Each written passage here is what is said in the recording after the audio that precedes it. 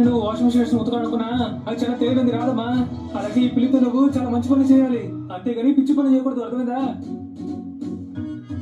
Darling ఇలా చూడు, ఎవరు వచ్చారో. ప్రజలకు గుడ్ అండ్ స్పైక్. సమస్య దుకాణం కాదు, ఇప్పుడు అంతా వాడు చాలా మారిపోయాడు. కొంచెం అలా చూడండి.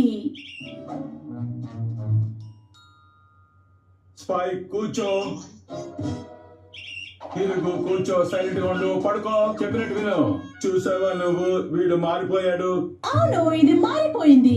అయినా నేను చాలా కష్టపడి లంచ్ చేశాను, కానీ ఈ రోజు ఇది ఒక్క తప్పు చేసినా నా పంచ దగ్గర నుంచి తప్పించుకోలేదు. అర్థమైందా మీకు? విన్నావా నువ్వు, నా పరువు తీయకుండా ఉండు, సరేనా?